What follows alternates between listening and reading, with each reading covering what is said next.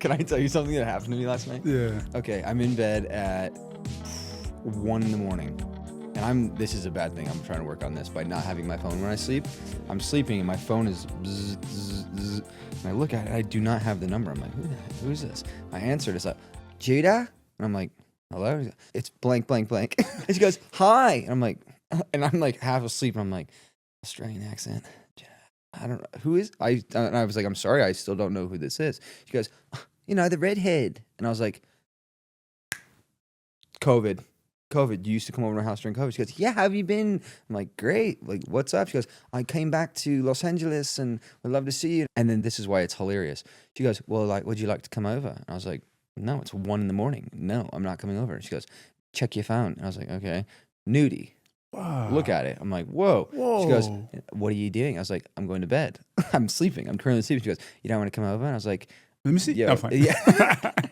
Little chit chat about 5 minutes of like, how you been? I've been good. Cool. She goes, so like, are you going to come over? And I was like, no, I'm not coming over. She goes, seriously? I'm like, seriously. It's like late at night. Like, she thought the nude was going to be like icing on the cake. Like you'd be like, all right. Turn south. No way. Like, seriously? You're not going to come over? I was like, no, I'm not coming over. It's 1 in the morning. She goes, really? I was like, what do you mean really? It's 1 in the morning. Yeah, I'm not coming over. And she goes, fuck you. Hangs up. And I was like, click. And I was just like, whoa. But in my mind, I'm like, and this goes back. Why does this stuff happen to you all the time? Do you never get booty called? No. Jeremiah? I don't have your roster, dog. You had a late night the other night? Oh, that wasn't a booty call, huh? That was just like a date. That was just a hangout. But I don't have the roster you have, bro. I don't have that. Dude, 2 years. You've built an extensively long 2 I didn't even have her number anymore. No, I'm saying like the volume you've, amassed over the last 4 or 5 years, like you're going to get those stray calls at 1 a.m. I feel like I haven't amassed volume. I feel like a GM is getting calls from players that played 10 years ago asking for another shot. Pretty much, Listen, bro. man, I need a spot on that roster. Yeah, bro. I'm not washed up. I can play. Good for you for, getting a new pick and saying no. But here's the thing. Why did she get mad? Why was that? Like, that's weird. But also, I think she wanted me even more because I said no. She got mad because it was probably a shot to her ego that like she sent you a nude photo and you said no. Like, how many guys say no to nude photos? That's what I also thought. And if I went, I would have felt desperate. Like there would have been a like, you know what I mean? Yeah. Like, come over right now. Yes. I'm not. That's a little simpy for me. In general, like if a girl calls a guy and says I want to fuck, usually 10 out of 10 guys will drive the fuck ends of the earth for that. Yeah, but think about those guys. What? Like the caliber of the guy that would drop or wake up in the middle of his sleep. Yeah, sure thing. Let me take a retainer out. I'll be there in 30. like, come on here. Like, I'm saying we've all been there. Like we've all received a fucking message and we're about to get in bed and we're like, change your plans. I guess you're right. I have been there. Yeah. We're just at a different stage now. You know what I mean? Like you're just like not incentivized by like, yeah. Your and that wasn't even and that wasn't even a joke. I had my retainers in and she was like, your voice sounds funny. I was like, I'm wearing my retainers right now. By the way, the retainer thing, because I have Invisalign right now. And I have a lisp when I talk with it. I had to take it out if I'm in a group setting with people I don't know. If my homies, I can have it in, but now if I'm in a group setting, it's coming out because I sound ridiculous. It has just a little thing on it. It's like why is that? Is it your tongue can't like flick right? It's a little McConaughey. It's a little bit of sauce on the end of the tips. It is a little McConaughey. It is, yeah. Maybe I should gotta lean into that more. Maybe I should just like go full accent. Just go full McConaughey when people call. How's it going? Where you been? What's the sauce? What's the tea? It started off a little George W. It started off just a little bit like this, but then in the end, it was like, brother, what do you do with it? I was like, oh, that's pretty spot on McConaughey there. Brother. Bro, you can be his AI voiceover, low key. I would love to. They should just hire you. Green lights. Okay, so in the playlist with our guest this week, what's the song? I heard a song at Chateau. I was there a couple nights ago for dinner. The DJ was playing it, and it's like an old 70s track. I never heard it. I'm pretty well versed. Like funk? Yeah, I'm pretty well versed in 70s funk, like R&B soul. That's what I grew up on. The song is Give Me the Night by George Benson. It makes you want to get up and dance. And it was actually requested by somebody, which can be like, That's like a weird gray area with DJs. Like, I don't take requests. Well, yeah, because DJs have their own ego. Like, they all think their playlists are the shit, which 9 times out of 10 they are not. And the DJ actually I told was actually really dope. Big collar, open shirt, gold. And he's always taking breaks, like smoking, like he's never DJing. He's actually never DJing. So someone over there requested this song, and I like looked at him, and he looked at me. He goes, "Oh boy, y'all in trouble, aren't you?" Because like we're kind of giving that person shit for asking, but he's like, "Yeah, I'm cool with it." Like he had no ego. He was so chill about it. It came on, and I was like, "I don't know it." Give Me the Night by George Benson. What is it? How do you hear this and not want to move? That is so nice. Bro, that makes me want to stop this and dance. I'm telling you, everybody started getting up. And even I got up. We just stood up and just started like vibing. We all had like wine. Man, it's such a good environment. The whole playlist this week gonna be kind of like that. Yeah, I'm gonna curate the whole playlist to like that 70s funk era, like R&B, soul. I'm here for it. Yeah. Let's go. What is your movie of the week? This one we've both seen, and it's absolutely incredible. It's Past Lives. I love Past Lives. I watched it again the other night. It is so incredible. It's so good. It gives me a wanting to be present kind of feeling. I don't know, like a thinking on the past, kind of melancholy-esque. It's a little melancholy, but it's beautiful. It's a beautiful film. Please go see it. Past Lives. So good. It's about a relationship. I think so. I think it's A24. It's just a great movie about relationships and life. But the cast was incredible. It's a good cast. It's such a great movie. Past Lives. Go see it. Okay, so 5-star review, which will be in the menu in our newsletter. 5 stars this week. What do you got?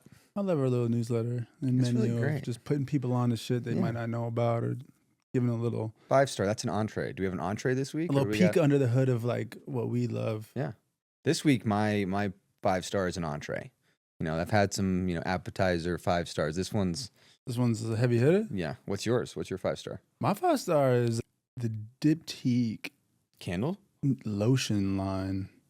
I have not tried the lotion. Their lotions, their hand lotions, their body lotions, and their body spray.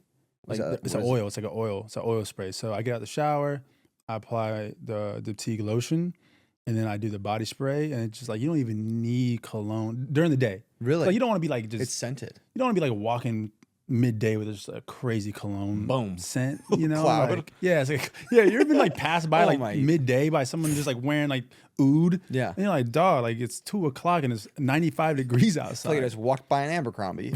Oh, bro. So yeah, it's just a very like citrusy, kind of not earthy, but just really elegant, subtle scent. And leaves you smelling good. Diptyque. I didn't even know that Diptyque made that. It's a sleeper. Because like candles. I love Le Labo's great.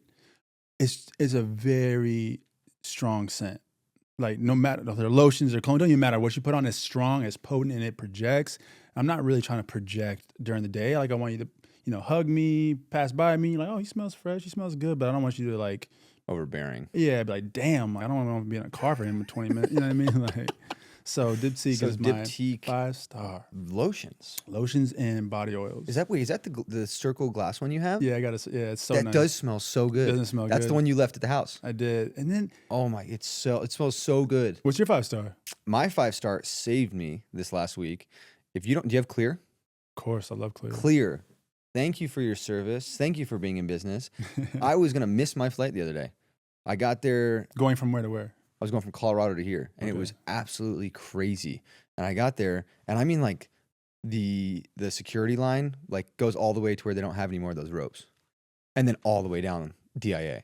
And I get there, and there's, like, 30 people in the Clear line, and they just, whoop, whoop, whoop. And I love how it's just, like, the scan your eyes thing, and you don't even need your ID or anything. Show them your passport, get through. I went through the security line. I saw a few of the people. They were just really tall dude with a red beanie. And he like didn't even make it into the line. And I was like through the security going down the escalator. It's clutch at the airport. Clear is incredible. Especially like if you're in a pinch and it's looking tight. Yeah. I've been in situations where I remember I was in Orlando with my brother and he was like, dude, the flight was taking off at like 5:45. We were at the house at 5:00. And we're half an hour from the airport. I'm like, Austin, we're going to miss our flight. This dude is booking it to the airport. Like, we we were running it was illegal all the way there. The valet is sold out. He bribes the guy, gives him more money to park our car. We are sprinting through the airport. And thank God we had clear. We skated through, and we made our flight by 30 seconds. Thank you, Clear. Thank you, Clear. 5 stars. I'd give you 6 if I could. And this is not sponsored by Clear. That's we just love you, Clear. I love you guys. But we'll take a sponsorship. Sponsorship if you need us. I'll be using Clear for the rest of my life. Another 5 stars, our guest today. Big 5 stars, our guest. Is one of my closest friends, someone who I generally love, who I've known for 5-6 years now, and I talk to her weekly, maybe. What does she do? Well, she's one of the most beautiful women, one of the most talented women, self-made women I know. She's a creative director. She's a stylist. She's a designer. And before the end of this episode, I'm going to shoot my shot. I have a crush on our guest. She is truly a creative and one of the most elegant, sophisticated women on the planet. You need a gang of Riz. Your Riz got to be at an all-time high to even have an opportunity to talk to her. Yeah, to be in front of her. Brittany Hampton. Let's go. B-Hamp, as I call her. The girl I have a massive crush on. We're going to make it happen for you. We know that one artist that has a little grill that we both know. Does not look good. It's a solo tooth grill. Do you have any gold teeth? I do. Yeah, I do. Caps? I have little caps. Yeah, I have one on the right side, one on the left side, or 2. Where'd you get them made And I at? have bottoms. Gold grills on Melrose or something like that. Yeah. I would rock 2 like silver canine ones. Yeah. Grills and braids. Grills and braids. Check in everyone for next season. He's going to be on the next tip drill video. Look for me summertime. I'm coming in hot, Dude, boy. next season we both show up with braids and grills. Welcome back to In Good Company. I'm dead. Thank you guys for having me. Yeah, seriously. Thank you. A lot of good things to get into. Yeah. Oh, yeah. So one of the things I want to know, because you're a stylist, what do you rate our styles? I will say when I walked in today, I was like, okay. You can be honest. I'm here. I'm here for it. Yeah. I'm here for it. Especially because, like, you're doing the stripes over checks today. I'm doing stripes. Okay. Always. Is that what we're doing? Always over checks. Okay. I mean, I feel like my family's been in some form of fashion with Adidas for like 10 plus years now. Yeah. So I'm just like committed to stripes. I love that. For now. What are we wearing today? We're wearing Vans. With Dickies and Levi's. I love that. I've always been a Vans girl, too. I love them. Do you guys remember that music video back in the day? Like, got my Vans on, but they look like sneakers. Yeah, that was my ex-boyfriend. No way. Really? Mm-hmm. Wait, who is that? That was a song? Dude, are you kidding? Got my Vans on, but they look like sneakers. Hey, Got my Vans on, but they look like sneakers. That's how it went? How did you not know this? Is that like a West Coast song? I sounds mean, like it that. went Who is that? pretty like That sounds like some nationwide. Yay area. I shit. listen- It was called Dude. The Pack. Yeah. No. And they were Nah. black Dude, skateboarders I from was Berkeley. in Colorado, skateboard judo with my little emo haircut. Got my Vans on, but they look look like same era as sneakers. like Teach No Me How to way. Dougie. Yeah, Same, it was Dougie era. so good. I feel like West Coast shit didn't make it to the South. Like, it didn't make it to Florida. Definitely giving like palm trees and skateboards. I don't think I All understood day West long. Coast music back in the early 2000s. I didn't understand it like that. I thought the Yeah. cadences were weird and like E4. I just couldn't get on board with it back then.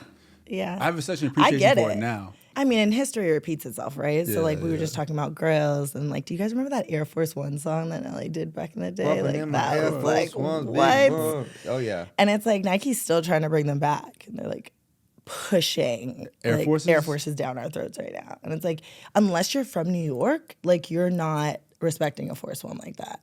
And those boys out there, I dated a boy from New York, and it was definitely giving like new box of white Forces, crisp ones, every 2 weeks. Yeah, I was like, no- are no you crease. kidding? We had to buy 2 pairs. Give me 2 Two pairs. pairs, I need 2 pairs. Big Come boy. on. But you know what the Stop it. no-no is, right? The Air Force One no-no. No crease? What's Blacks. Blacks. Blacks. It's the one pair you cannot Blacks. buy. They look pretty sorry. You will get clowned if you pull up so with some black Air bad. Forces. Why They're though? so bad. It's They look just like like- a thing. You can't have It's them. a bad one. If I see, like, if anybody sees them, you're like, what are those? Like, you're It's crazy because Ambush came out with a pair too, and it was like, oh, okay, well then if she could do it, but it was definitely giving like the black with the white check. She was like trying extra to like on the back. She was trying to like she was trying to own it. Yeah, they're trying to own it. Nah, girl, they're out. That's why they you might can as see well with just cancel black them. Vans. I'm like white and checker only. Yeah. You'll never catch me in a But pair I of did black like Vans. I did like the black with the white laces and the white sole. No. White sole, yes. White sole. Black sole, couldn't do it. Are you a black sole? With the Vans. There are other shoes that I'll wear. I don't wear that'll be all Vans, black. but like I like gum Flyers. soles. I'll do the all black. yeah. Kenny the Jet Rodriguez Sandlot shoe. I have those in all black and I love them. I like brown gum soles. Like I like. Yeah. I'm not. Yeah. Yeah, you do have a lot with the brown sole. Yeah. which Most of my shoes Loves have brown a gum soles. sole. yeah, they look cool with Swears the he played Adidas. They sports. don't look cool with Vans. That's fair. Because he played sports. That's why. Yeah. Could The be gum that. bottoms are such a signature Yeah. move. Gum Yeah. bottoms are like such a athletic. Like, Yeah. We did a signature. pair at Honor the Gift with Jordan, and it was a collab, and like I fought for the gum pair. Like Really? the gum bottoms, I fought for them. I was like, we have to do them. We have Gotta to do do them. gum bottoms. Russ was like, Has that why? I always was like, been a shut thing? up. You love it. Yeah. Gum bottoms has always been a thing. Yeah. Yeah. It's like the Raw. It's like the first ever. Well, like Converse that Everyone. really. Everyone. So I'm very proud of you. Appreciate Did you do it up just because I was coming? I dress like this every single day. He does. Doesn't matter what time. It was 7 a.m. This It's guy's. 7 a.m. going to get coffee. If I'm leaving the house, why not look good? And then you go out and you see people that look like scrub asses, and you're like, not me. I'm gonna look good when I go get coffee or get a bagel. Yeah. Or... So yeah, I dress like this. I pretty much all do the time. appreciate the clean cut gentleman that you are. Thank you. Seriously, because listen, it's a territory thing, right? Within yourself. You're like, okay, how am I gonna dress from head to toe? You're gonna do the denim jacket, you're gonna do the white tee, which is classic, but then you have on your pinstripe pants, you rolled them to the T. Thank you. This fucking guy thinks he's Marlon Brando. Like he just walks fuck around with it. channeling Paul Never Newman and confuse the Marlon size of your Brando. paycheck with the size of your talent. Okay.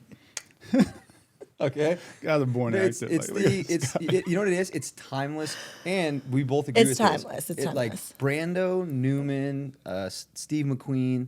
If you go look at all of their clothing, they wore like dress pants, jeans, nice pants with like white tees and sweaters. It's a timeless style. One of the things I wanted to ask you, being in the fashion world, I have a style that will never go out, but fashion is very this season, that season. There's stuff that comes out, and I'm like, how was anybody wearing this? And Yeah. in 20 years, they're gonna be like, what was I thinking? Well, the crazy thing about it is history always repeats itself, especially in fashion, right? Yes, there are those designers where you're like, what is happening? What's coming down the runway? Like, what is this art project? And that's what you honestly are looking at. But at the same time, you're like, wow, in 10 years from now, that might be the next look. Like, look at Issey Miyake. It took him so long. And then currently, you've got, all the Japanese designers overall is someone that like everyone respects. The best. But like now the urban community is into it. And then they're taking it and they're being like, okay, we want to be able to dress like this. So it's all about phases. Who are your favorite designers right now? Ooh, there's a few. There's always the list of like, Therese is going to be on there, Celine's going to be on there. But like the new emerging designers, I absolutely love Bianca Saunders. Like, love. I know She's Bianca based Saunders, in, okay. you would be obsessed. Really? I can't wait. I'll Okay. send you it later. I like what Dries is Really? doing because I feel like Dries has been a little up and down the last couple of years. But I Yeah. think the last season and what's going forward right now, like I like what Dries is doing. And the price points are good. Yeah. Because you're It's actually affordable. surprised. You're like, wow, this is actually a price point that like we can afford at our age. And especially in comparison to the other luxury brands that we're You can't just comparing be it buying to. Bottega every day. Every day. Yeah, it's they're crazy. going down the hill. Okay, thank so what's God. that like with like one of my favorites is Bode. Yes. Are you paying for the name or are you paying for an actual super rare material that they turn into a sweater? I will tell you that Bode in particular does both. You are paying for both quality and you're paying for like the significance of it being one piece that no one else will ever have. Of course she does the run, which will be like the mass to market sales, but in terms of that particular piece, you won't get it for another season. She's done really well with that. She started with having just a vintage clothing line first, and then she was selling little pieces here and there. She also stayed like behind the brand and kind of let it build for itself. And it's really just, I think it represents men at its like true form, like I love at their her true stuff. form.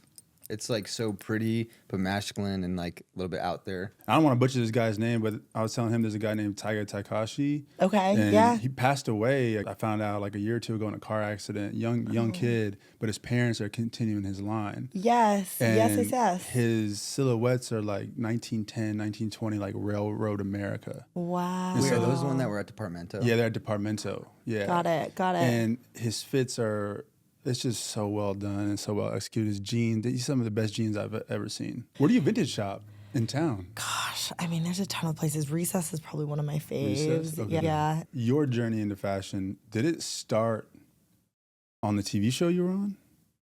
Or was it was before that as well? It was before that. So my journey in fashion, gosh, has started since I was a little girl. My grandmother was a designer, and she lived in the Philippines, then came to the U.S. as an immigrant and was selling wedding dresses to get by.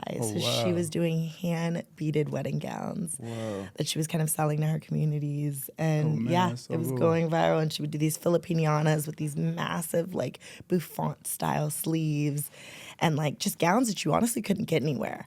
They were all made out of these, like, pineapple fibers that she would get the fabric from the Philippines. No way. And then ship it to Pineapple the U.S. fibers? Yeah, it's insane. I have to show you little ones. But then she started doing things with Barbies, and that became a whole thing. Because back then, like back in the 90s, Barbie had their own magazine, which was really cool. Because my grandma would make little, photo shoots that she would do at her own house and then sell the photos to the magazine at the time. No way. So That's crazy. I have been, I always tell people I'm like, bred into fashion. Yeah, you've been surrounded by it since I was younger. You came into there. Yeah. My grandmother has 6 kids, and none of them could sew. They weren't in fashion or anything. I came out, and when I was about 5, I started sketching. So she noticed and was like, okay, like, what are you drawing? And I was like, oh, I want to be like you when I grow up. And so I would start sketching dresses. So she has photos of me on her lap at a sewing machine So you're proud of when I was young. Yeah. But the crazy thing about it is I've always wanted to be a designer, but I never wanted to actually sew. My grandma was really strict. Like, she would rip the paper from up under me. And, like, if I'm drawing, she would rip it and be like, if you're not going to make it, stop drawing. And that's how she was. Wow. And so there became a moment, I think, when I was like maybe 12 to about 16, I stopped sketching. And I was like, well, I don't want to do it anymore. And I was hiding it from her, wasn't sewing, but I was also a child model. So being within that whole little, world of like having a designer grandmother, then you're a child model. I started modeling when I was like 6. I did my first Levi's campaign and it was everywhere. Yep, shout out to Levi's. This is a San Francisco brand too, so I'm all about it. But yeah, I was in billboards in New York City. I was on every Mervyn's ad that you could possibly imagine. And it was kind of tricky when I was a kid because you would go to school and you'd be on sale, says the newspaper, for $15.99, and kids were ripping you apart. Really? Like, they'd be like, oh, this week's Brittany's $5.99. This week she... Discount, huh? Kids are mean as shit. No, they are. Off-brand, They huh? are. Yeah.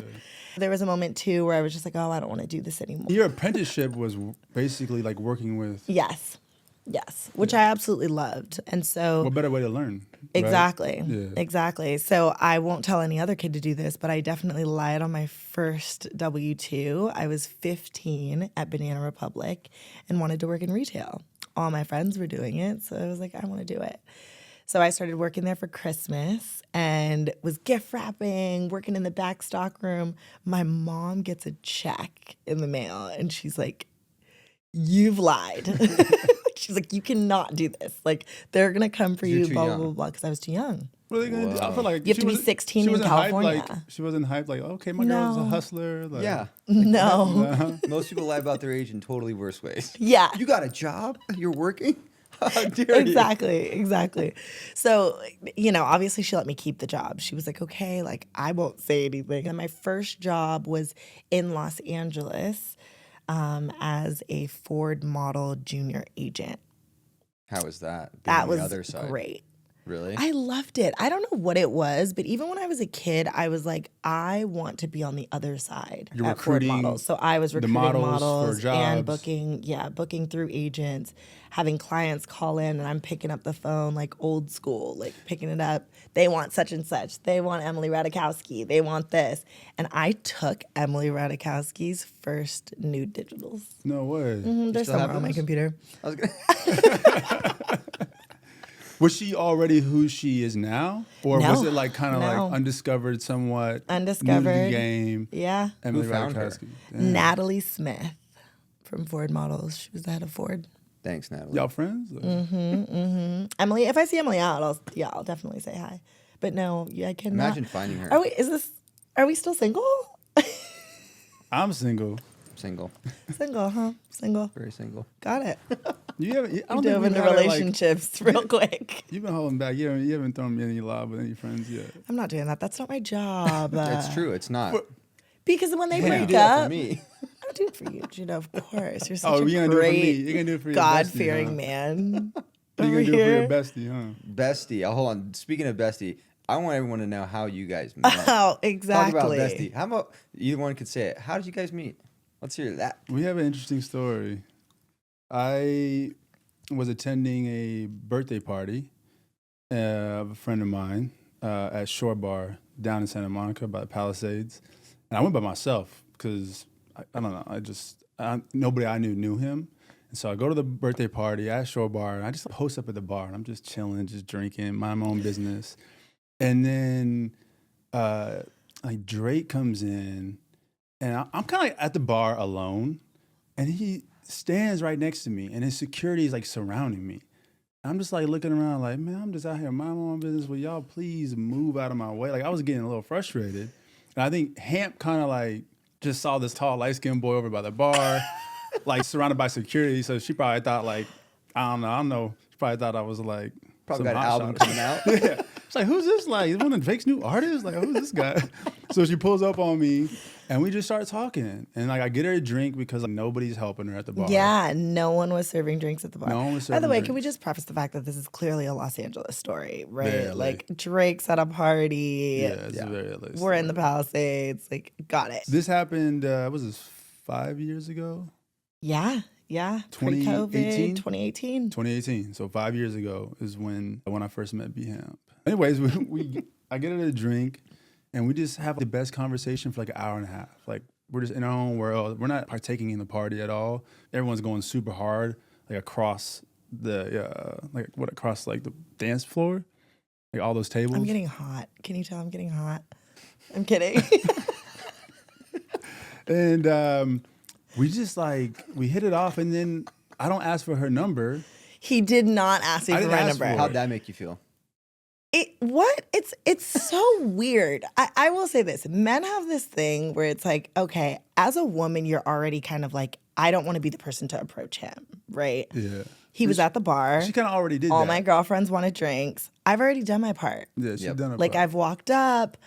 I've started this conversation. We probably were talking for about an hour and a half. Yeah. You had a baseball cap on. You have that very like alluring. A mysterious vibe. Yeah. Let's say that. Yeah. Let's frame it that way. That sounds better. Okay, cute. You sound good. Anyways. Yeah, come on. Hype It me up, honestly man. was like he disappeared in the night. Yeah. And I will give you this tidbit that he didn't necessarily know. When me and my girlfriend drove off, we saw him get into which car were you driving? The Bentayga. Was I driving a Bottega? Yeah. Matt Gray. Oh, I was driving a Bottega. And I was like, Cash. oh, Wasn't mine. ladies, he's rich. No, definitely wasn't my Bottega. It was not my Bottega. It was, I know, because Austin, I don't know where the hell Austin was at, my brother.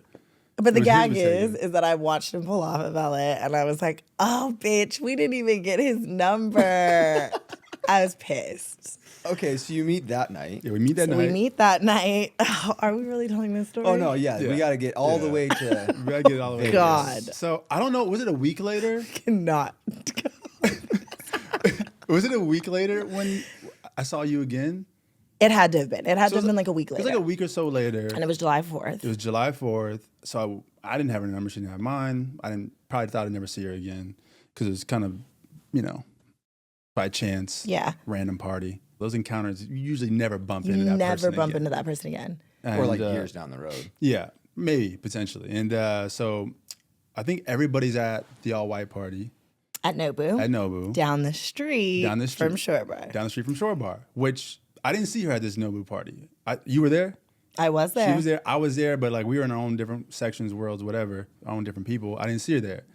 After the Nobu party, my brother and them wanted to go home. And I'm like, man, I'm not going home. Yeah, like, we're lit. I'm lit. Like, what? So these fools went home. I went back to Shore Bar by myself again after a party like a loser. Lone wolf. I like stumble in there, and upstairs at Shore Bar is like more of like a private area, I guess. Yeah. And so I like walk upstairs. I am drunk.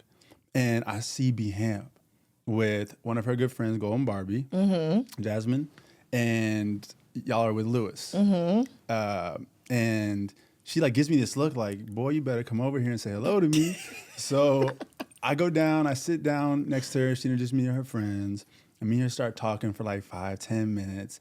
And then there's like this moment where it got quiet. You know that scene in the elevator of Drive when everything just like blacks out? Yeah. And they just look at each other, and he just grabs her and kisses her. B Hamp grabs my face and plants the craziest kiss on me, and we start making out at Shore Bar upstairs. Everyone's watching. She's kissing my face. I'm blown away. I got like Tweety birds over my head going like this. Like I'm like, yo, this girl's rocking me right now at Shore Bar. Reminds you that both of us were like, we don't really just randomly kiss people like that. Like, I do not kiss. A lot of alcohol involved. That's a movie scene, though. I'm not like a kiss in public guy. If you're not my girl, I'm not just kissing strangers. So I get her number, and I remember I'm like super hyped. I like say goodbye, and I'm like going down the stairs. She didn't see this. I slip. I am like going down the stairs, like sliding down the fucking stairs. Like I'm just like, bro. I woke up the next morning, my ass and back were so fucking sore. Oh my gosh. I had like bruises. It was so bad. I was lit. I did not know that at all. That's crazy. I'm so glad you didn't see that. We might not have been friends after that. But remind you, we're at Shore Bar until about what time? Maybe 3, 4 in the morning? It's like 3:30 in the morning, yeah. Whoa. So then I go home. We exchange numbers that Probably night. both got home like 4 a.m. Yeah, and then I got on a plane. Unbeknownst on a to PJ. me, she gets on a plane. Actually, we both got on PJs the next day. Private jets.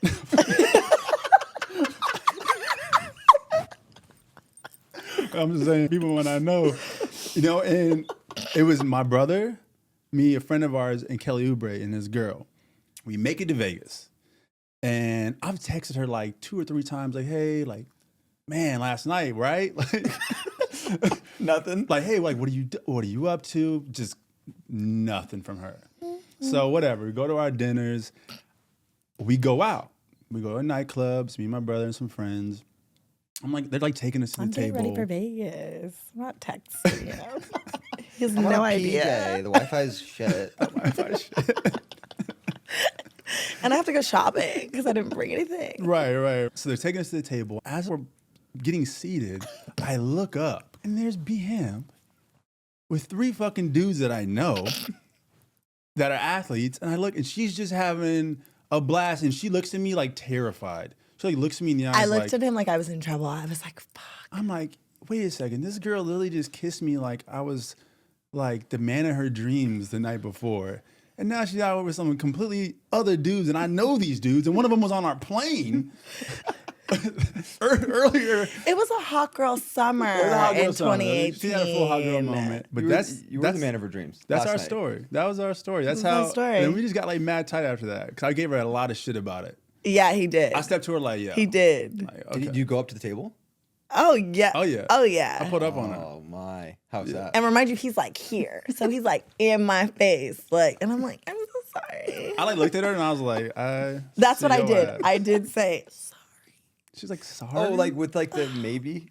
She gave me like the emoji, like kind of shrug / sorry. Like, I'm just living my best life. That's so great. Wait, so after that, yeah, just became tight. You text him back, I assume? Yeah, she finally got back to me. That's so good. I think that night, I think you like walked away from me, and I was like, wait. She's like, wait, I remember now. I remember. Yeah, and then I think ever since that moment, like our relationship has just continued to build. Like we're very, very close now. And B-Hemp's, one of my closest friends, confidants, and no more makeout sessions. No more makeout sessions. No, unless there's a lot of tequila involved. It's possible. It's possible. No, anything's possible. Thanks, KG. Everything. But yeah, so so it's a pretty dope story, honestly. Yeah, that's it was a hilarious. great story. What are the odds you both end up in Vegas? Because NBA Summer League starts the day after the July 4th. Mm-hmm. At that time, too, I was dressing Russell Westbrook. So that kind of led into like, okay, let's go to Summer League. A girlfriend of mine was dating a player, just end up on that bus. So how did you go from sewing with your grandmother to styling famous athletes? So to be honest with you, it was kind of a huge pivot. I moved to New York at the end of 2019, which then I was starting my own clothing brand at the time and still styling Russell and a couple other athletes. And I really had my foot into menswear for whatever reason. I think that came from like Nickelodeon days and just styling like Big Time Rush, I guess was like my first boy group that I ever styled. And then I started working with Russell. So I've known Russell for a really long time. Through Diane von Furstenberg days, we met at Fashion Week. And so that was always just a connection that him and I have had. He then hired me to dress him as well as his wife for particular events. Russell Westbrook. So for particular events, parties, tunnel looks, and like Met Gala looks, it was always a really, really, really good time. I've always wondered this with athletes. Do you do the tunnel outfits? I've done some. Let me tell you this. Athletes in particular have their own styles, right? Russell Westbrook never came out and was like, Brittany Hampton's my stylist. That's not what they do. They like to take their own credits for that, and that's fine. But there were times that I would like put together looks for his closet, and then half the time it's like you think that there's a particular look that he's coming out in, and no, he's switched out the shoes, the jacket, tucked in the shirt, done whatever. And I'm not even just calling out Russ, I'm calling out all of them. I'm like, guys, stick with what your stylist knows. Yeah. So they take what a stylist gives them and then kind of do their own thing with it? Exactly. Is it hard at times to, everyone has some people have a very eclectic style where you're like, how do I style this person? I mean, Russell does. Oh, He's yeah. notorious for it. Oh, yeah. Yeah. Really? Russell's very stubborn in that sense, but he knows how to style. So I couldn't even blame him. A lot of the times I'd be like, yo, you did that. And he also has 3 kids. So it's like, he would tell me sometimes like, yeah, you're going to be so pissed at me, but my kid switched my shoes. Or like, no, I really wanted me to wear this shirt. And like, what am I going to do? Really get mad about that? Yeah. Like, no. That's a particular thing that he wants to do. And let's not Russell knows style. I mean, he's been doing it since he was one of the first in the gate to really walk through the tunnel in the looks that he was wearing. And a lot of people called him outrageous looks. And you met Russell through DVF? Yeah. Yeah, we met during Fashion Week at the time. Yeah. And wait, because I want to back up even further. Okay. How did you get onto the DVF show? So the DVF show was on E. So from Ford Models, I was a junior booker. One day, an agent, Natalie Smith, Emily Ratajkowski's agent, looked across from me and was like, hey, Nickelodeon is looking for a stylist this weekend. Are you available? And I was like, wait, to do what? I was like, I've never styled before. And she's on the phone with them. And she's like, yeah. Yeah, we have a girl, Brittany Hampton. She's going to be great. How much is the rate? And she's booking me like she's my agent. Dope. She was also the biggest bitch in the world. We can go back to that story one day. But she would walk in every single day, not say a word to me. And then one day, I didn't say a word back. I was the front desk reception girl. And I was a junior booker, so I was at the front desk. And she walks in, and I watch her, and I don't say a thing. And she stands at the door, and she turns around, and I went... That was your little Devil Wears Prada moment. That was my Devil Wears Prada moment. Love and then that. she goes back in there, and then I think it was that same day, she was like, Brittany. And so I ran in there, and I was like, hey. She never called my name. So she was like, oh, will you go down to Rodeo and grab us lunch, please, today? And I'm like, okay. I thought it was bitch work. But then I came back, and she had cupcakes for me. And I was like, what is this for? And she was like, oh, we're giving you a little raise today, da-da-da. All within the same day. Sometimes it takes those little moments for you to be kind of bitchy to your boss, for them to respect you. Yeah, you got to stand your ground a little. Yeah. It was definitely given that. But anyways, so with that being said, she booked me the job at Nickelodeon. And the first time I ever worked with Nick, I dressed Ariana Grande and Jeanette McCurdy. Wow. And it was for an event. God, I couldn't even remember what it was called right now. But it was for a Nickelodeon event. You was on cloud 9? Like, yo, Yeah, you went from were you like nervous too? Well, the crazy thing about it is Ariana Grande wasn't Ariana Grande back then, right? This is 2008, and she was on Sam and Cat. Or no, Sam and Cat wasn't even a thing. She was on Victorious. She was on Victorious. So Ariana Grande was from on Nickelodeon? Victorious. I didn't know that. Wait, she's an actress? Yeah. I didn't even know that she was You guys like a didn't know former this? actress. No. I thought she just like popped on the scene because I thought she was a singer. She could just sing so good. No. So she was on Victorious first, and then she got her own show called Sam and Cat, which then was a show about her and Jeanette McCurdy. So my first job ever was while she was still on Victorious. And then I did that job, and I came back to work the next day, and Natalie Smith goes, "You have a new job." And I was like, "What are you talking about?" And she was like, "Nickelodeon would like to hire you full-time as their in-house stylist, blah, blah, blah." I started bawling, crying, because I was like, no, like, I don't know how to do this. Like, Really? This doesn't make any sense. I can't be a stylist, even blah, want blah, it. blah, blah.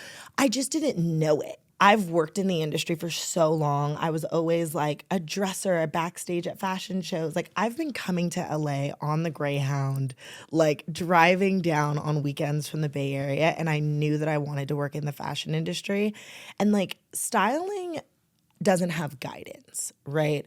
There's a lot of like misunderstood like things that happen in the industry, and so I don't know. It's one of those things where a lot of things are misconstrued. Like, stylists, there is no way to be a stylist. There's no blueprint to being a stylist.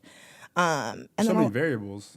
Exactly. There's a lot of variables. But on top of that, there's a lot of gatekeeping in the industry too, which sucks because a lot of people have so many different clienteles, but they're not willing to give and give and give. So when it comes down to PR firms that you have to pull from, brands that you want relationships with, there's not some big book that's like, oh, these are the numbers to every single person that you can call. Here are the email addresses to people that you could send requests to. It doesn't work like that. You kind of have to go out and still fish for things and pitch for your client that you're dressing to be approved, which is kind of bizarre, right? Like, imagine going to a brand and being like, hey, I would like to pull this dress for Ariana Grande. Yeah. There were so many times that I would get no's across the board.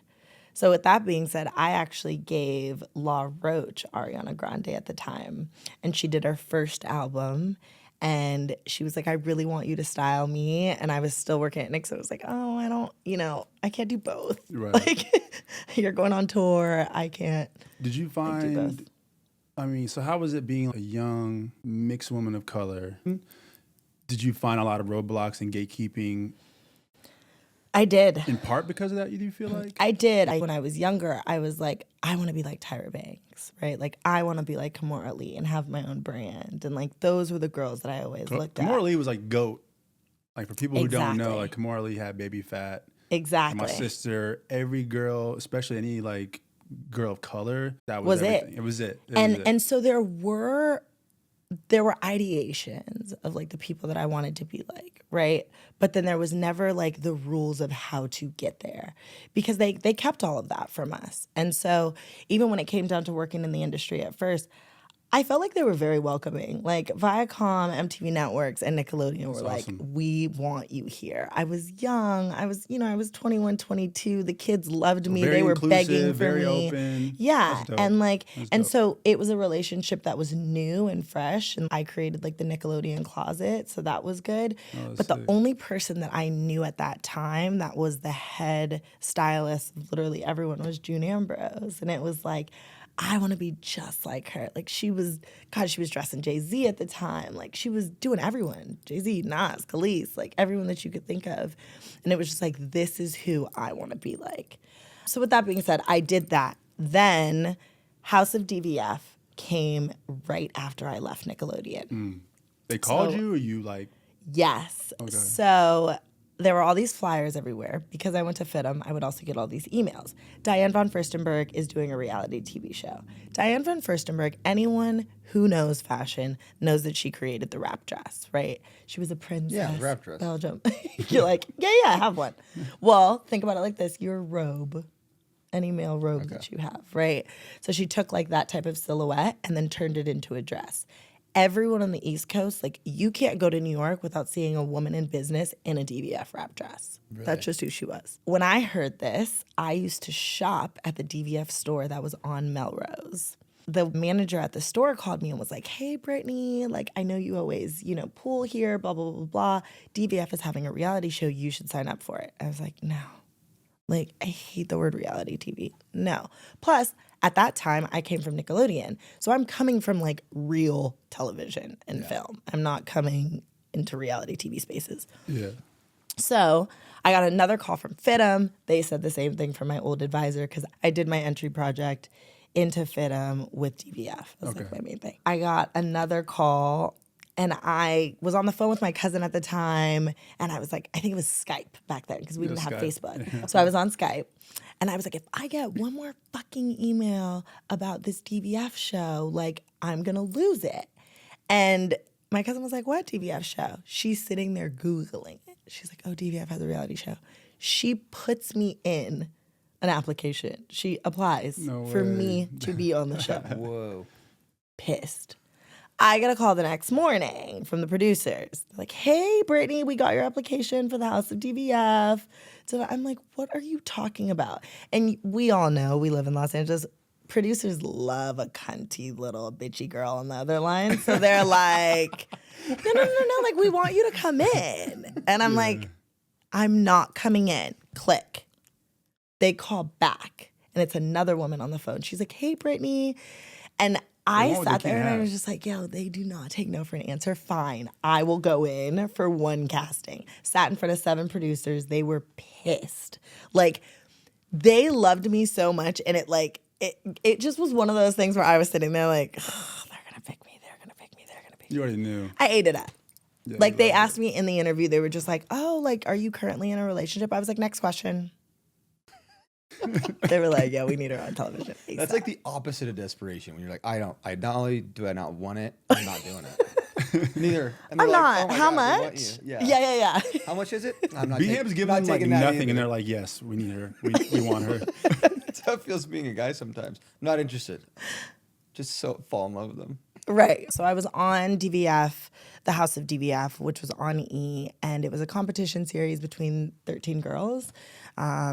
And I won it. And so that has kind of like been my pivot in terms of like my career within the fashion industry and like living in New York for a time. And then, I met Russell.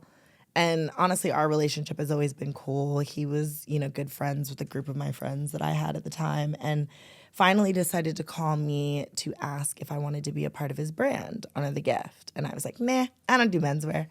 And he's like, yeah, you do. Like, same girl, by the way. I'm like, it was a life-changing experience then, DVF. It was. It was. Something you didn't even want to do ended up being something that really helped, like... Oh, yeah. And what was winning? What did winning do?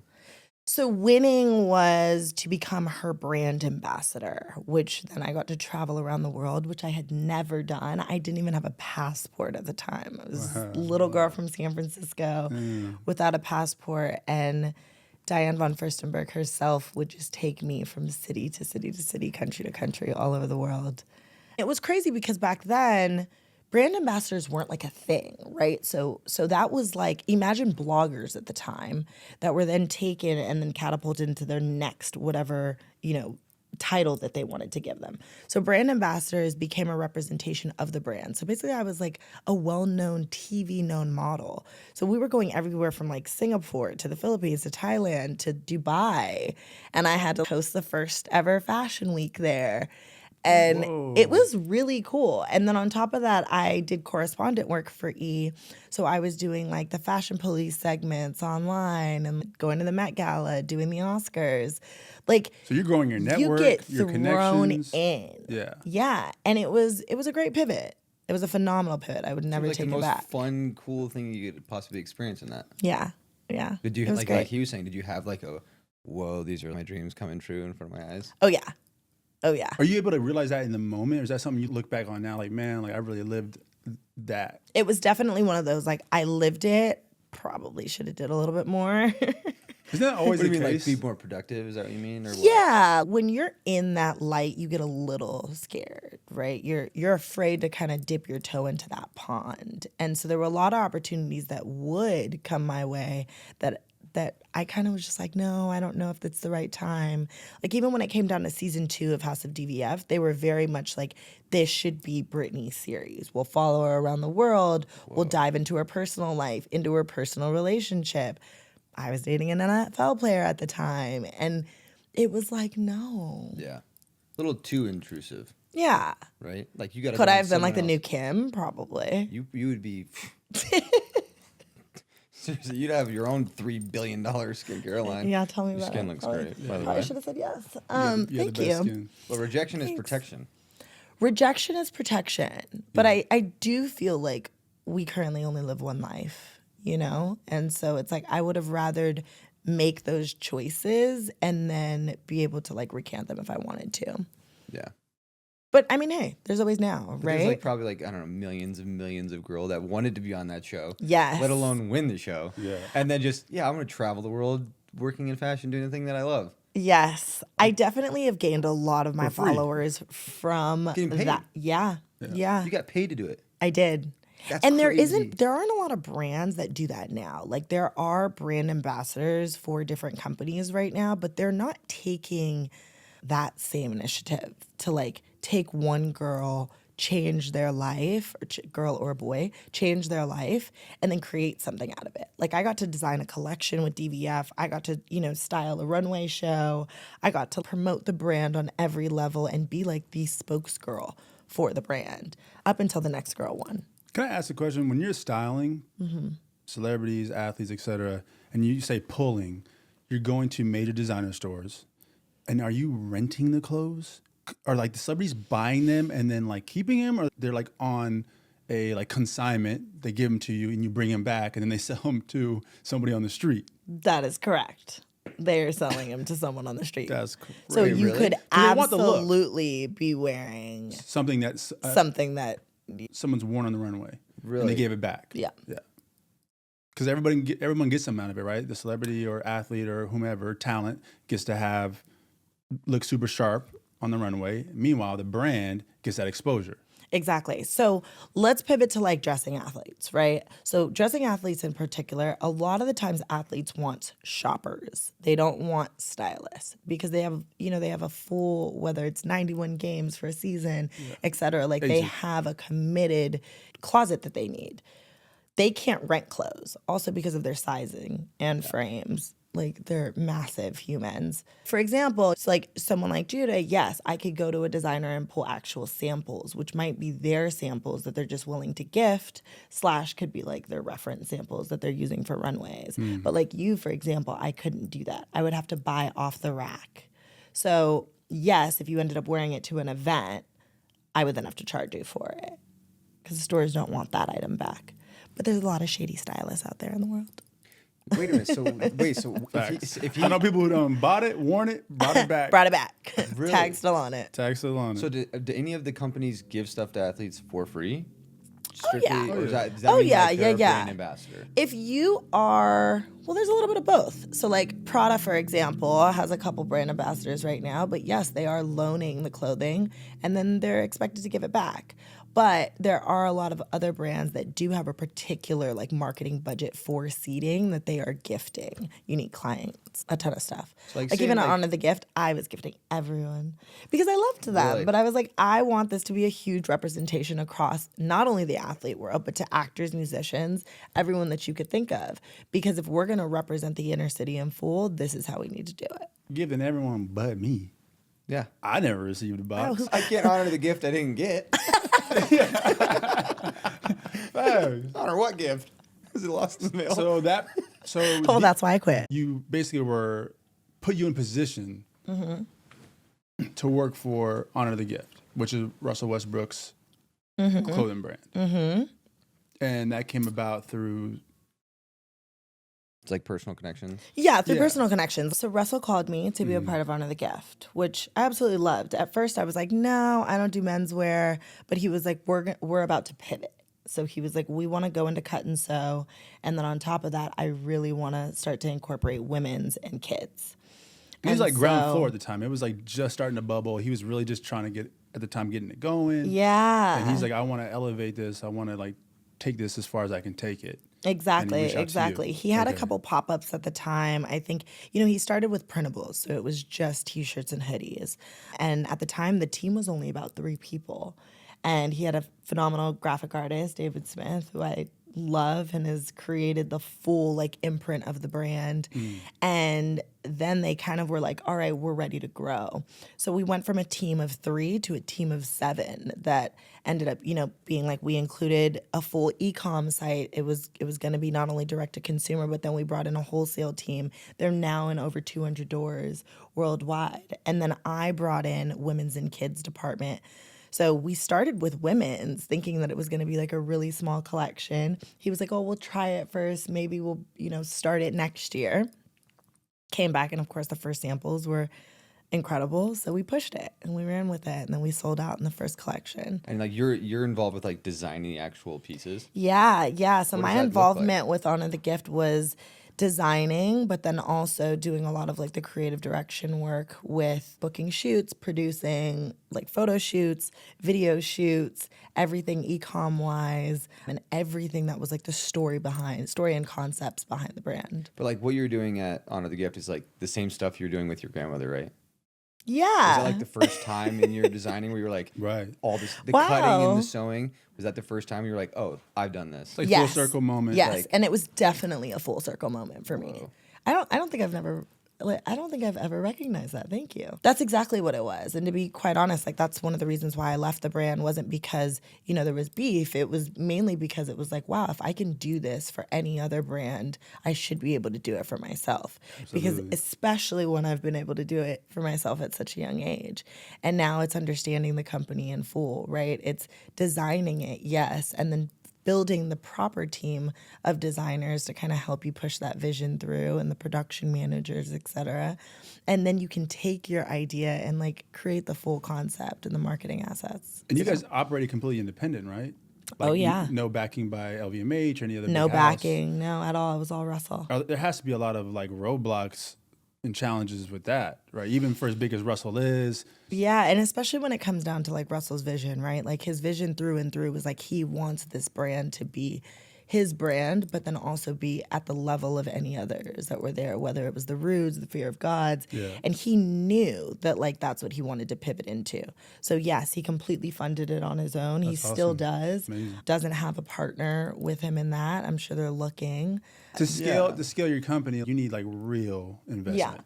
Not just financially, but just in terms of being able to scale a company with manufacturing, producing. You need someone. Yeah. And to be honest, the company grew at such a fast range, and I don't know how to say this any better, but we grew too fast. We created a monster, to be quite honest. We were again in 200 doors worldwide, but then also brought in women's and kids, and then we opened up a store right after the pandemic. So to then open up a store on La Brea, then go direct to consumer, then be in 200 doors and only have a team of 7 to 10 people, you kind of wonder where else do we really need help?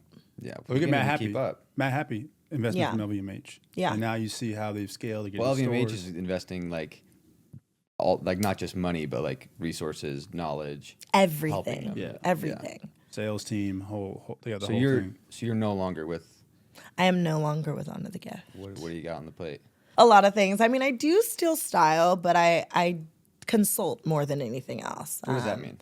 So I can consult in terms of image consulting work. So I'll do closet work, and I will do campaigns. I've done some StockX stuff, some Jordan brand stuff, some Nike things. But in terms of styling, I think I'm ready to hang up my hang up my coat, like La Roche would say. You want to style me? Of course I'll style you. Before we hang it up, have there been a celebrity or a talent that you've worked with where you kind of pinch yourself, Zendaya, for example, someone that, we all have our moments damn, this is really happening. This is someone I love watching or seeing or listening to. You know what's crazy? Because I've been styling since I was, 16, 17, incredible to see where these young girls have gone and how they've pivoted across the world. Like, young Hollywood is no longer young Hollywood, right? It's like they are who they are. I got a chance to work with Zendaya through Law Roach, and like that was in the beginning, you know? And like he got Zendaya from like the ground. And it's like I get to see him nowadays and still be like, I'm so proud of you, because he was that same. Like, we had our guerrilla styling moments where, like, him and I would have to go to Gucci because they were declining her, and, like, go to the store, have to find her something, hopes that she wears it. And she looked incredible. So then finally for them to recognize her is one thing, right? But then when you look at currently the stylists that are in this world, we're finally getting like a name for ourselves. You know, we're on the covers of like Hollywood Reporters because they recognize that stylists are not only just the person that's shopping a celebrity's closet, they are their image architects through and through. It's nice to finally have like stylists be recognized in rooms. They're so important, I think. Because they're behind the shadows, you know? Like, you guys are, like, architecting and nobody sees it. Yeah. And so it's hard to get that recognition, that love. You have to fight for that. And Absolutely. I feel like now it's coming full circle. You know, with TikTok and Instagram and all these social platforms, you're able to kind of highlight what you do more than you were able to in the past. Yeah. Well, I've seen that with, like, a few different celebrities where they've always been, like, actors or whatever. And then there's, like, that summer where they're on the magazine covers. And they're like... What happened to you? You got a Goyard bag and you're rocking some Xenia pants? Speaking of glow Who's responsible for this? The chef. Stylist. The chef from The Bear. Oh, yeah. Bro, his swag, Oh, my God, he's so cute. Not that But he didn't did have not dress like that when he was on Shameless. No, he had some style before, but it's elevated. He's on a whole nother level right now. Yeah. Like, everything He's he's a rocking is stylist, dope. right? It takes stylists. It takes stylists. Yeah. It takes the creative director of the team to truly create that image. Like, you know, whether that's Meg Thee Stallion, who currently has one, or like Cardi B, who has Colin. Like, there are the people that are molding these girls and guys to be exactly who they should be. That's dope. How do you attack different people with different personas and different, I don't know, identities? How do you, like, take what you have in your style, know theirs, and like work together with that? Well, we definitely grow your stems through your roots, right? And that's something that we all do. Like, we want to get to know you. We don't want you to not feel comfortable in the clothing that you wear, because if you don't feel comfortable, it's obvious. I'm one of those girls that I'm definitely like, if I'm dressing a woman and I'm like, okay, which earrings? And she's like, I don't know, I don't have time, like, pick. No, because I need you to love which earrings you're gonna put on.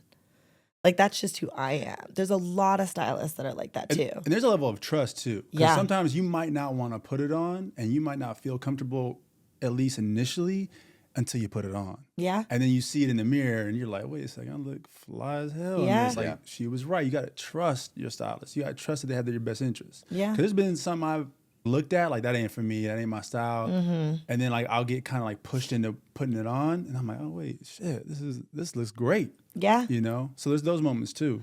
And there's the teams that have to understand, too, like, just like you're saying, right? Like, how do I necessarily know what I'm picking? I'm more than likely, if you're telling me you have one event that you want to go to, just one, for that one event, I'm pulling you 3 racks of clothing. Really? 3 racks. Holy cow. And then we're narrowing down 20 looks that narrow down to 10 looks that narrow down to 1.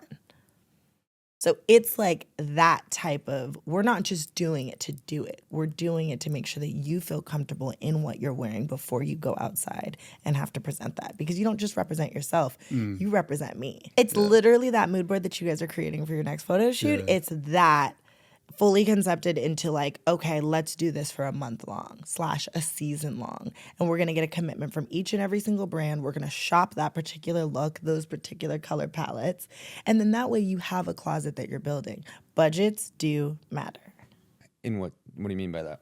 I've had clients back in the day who don't necessarily have the budget. So then it's like, okay, well, you can't expect to have designer wardrobe head to toe, and you want a particular look, but you're not willing to front the budget, right? Can you give me an So example it's of a like, budget? Like, what's a budget? I mean, it depends on what it is that you're going for, right? So What's the if highest you you've want, worked with? The highest I've worked with was probably Russell, and the highest I've probably worked with, he would have like an in-season $150,000 to $200,000 budget for that particular season. It's like For one $200,000 season. for the One season. 78 games. Yes.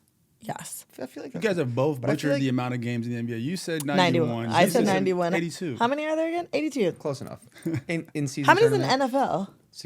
No, watch not NFL. 16 anymore. 18 now. No. I watch said, football. why did I say 91? Are there extra games that I count pre? You might have counted pre, post. I don't know. Wait, so with like Don't post that. styling for like that season or whatever. Yeah. Do they ever wear that stuff again? Like Yes. that 200,000 is it Yes. like Yeah, it's recyclable. Is you it? You can rewear stuff. Listen, I know stylists that literally are like, I'm cleaning out closets every month. But then I also know ones that are like, oh my God, like my client will not clean out his closet. So like I'll be like a just Jack depends. Black where he like his scene at LAX in like the same shirt. Yeah. Oh, Judas Yeah. scene in that Harley shirt There's nothing yet wrong with again. that. If you had to style any historical figure Anyone. or fictional character, who would it be? Mm. And this is a question Judah prompted. No, of course You it came up is. with. Of course it is. This We isn't- love this. Yeah, Jeremiah couldn't come up with that creativity. I couldn't come up with that.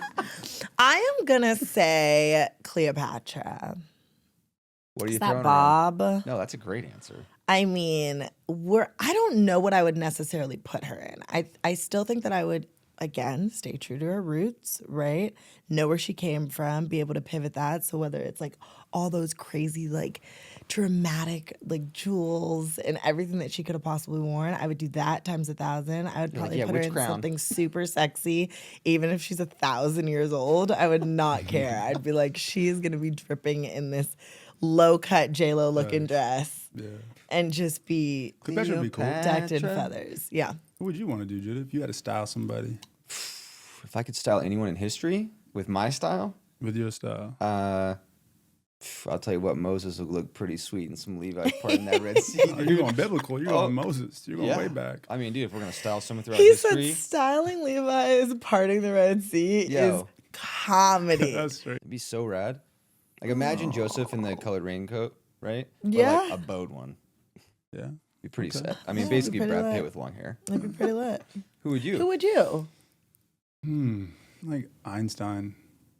You kind of do the sweaters and the loafer vibe. You know, I'm into that. I think like swagging out Einstein. Like, What would you throw him in?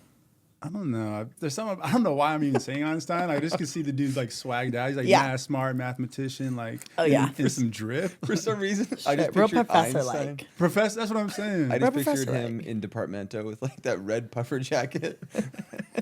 Departmental got some Super- wild. just Departmental got Einstein some wild drip. shit. In They there. do. I love it in there. They It's do. probably my favorite store in LA to shop at. It's in terms great. of like for designers and because they have a lot of boutique brands you just can't find anywhere They do. else. Yeah. They do. Have you done Terminal 27 yet? My boy owns it. I haven't been. Really? Yeah. You know we gotta Mason? talk offline. Nope. All right, I'll introduce you to him. Love. He's a really good dude. Since you're exit from Honor the Gift, you're working on your own line. I am, man. Are you able to disclose the name of it yet? Where we at in the where stage? we Yes, at? Where we yes, at? yes, yes. I am designing my own brand. Okay. It's been around since 2018, so I've honestly just picked it back up. It is called Color by Virtue, Color by Rich. Love that. and it is men's and women's, but it is going to be like small capsule collections. So Are you I'm looking doing- forward to it because my last capsule collection that everyone knew, I did a women's line for Amazon, and I had a collaboration with Amazon The Drop, and that did incredible. Like What does that mean? Like the limited Collab. release? No, you said Capsule. yeah. What does that mean? the capsule collection will be like a small collection. So And it then won't done forever. necessarily be, no, it'll keep coming per season, but I won't like hit a retail calendar. So it won't necessarily be like spring, summer, fall, et cetera, et cetera. It'll be like drop 1, drop 2, drop 3. And that is mainly because of the oversaturation of the market right now. Like everyone in the world wants to be designers, but I really want Color by Virtue to kind of live within its virtue. Like I think that like my main goal is to give back to students that are looking to design. So a portion of the profits will go to them and design schools because sadly enough, FIDM is like starting to go down and a lot of schools are. I think that trade schools are something that we're all gonna miss eventually because the artists are flourishing, but then a lot of people just feel like they don't have to go to school. Yeah, and this has been such a historical time for people of color in fashion. Yes. When you look at how many yes. brands there are across men and women, you know, what you're doing, you got Sammy, Yeah. you know, you have Wales Bonner. Yeah. You know, There's it's a just- lot of us. It's really dope. You got Tremaine over at Denim Tears. Yeah. You got Jerry Lorenzo, Fear of God, you know. You got obviously, Rudy. Yeah. Pharrell's got Cactus Plant Flea Market. He's Louis Vuitton now. Yeah. Virgil kind of like was the first real breakthrough, would you say? Yeah, I would say that for the Black community in particular, it was nice for us to finally have recognition. Now, I will say that women are still dealing with an issue now where, especially like women of color, where there aren't a lot of creative directors at the heads of these brands that are females. And it's kind of sad because you recognize that they are making women apparel. So it's like, why would you not have women at the head of these brands? 100%. Unless they are starting their own brands. So we're I wouldn't hoping be to move the surprised if needle someone in that gives the sense. keys to Wales. Someone's going to give the keys to her. I love everything she does. Yeah, and Only is great too. An Only Child. You would love them. Really? Yeah, That's a cool name. Yeah. Yeah, it is a cool name. Only Child. It's a Very great good. Yeah. Well, Ham, we appreciate you having you on. We love you. Thank you so much for coming. This is so Thank you guys fun. for having It's me. such a great time. Awesome. Thanks. Thank you everyone for listening. Click the link down below to get the newsletter in the menu. That's the only way to watch the full episode, as well as to get our 5-star reviews and to listen to Jeremiah's playlist of the week. See you next time.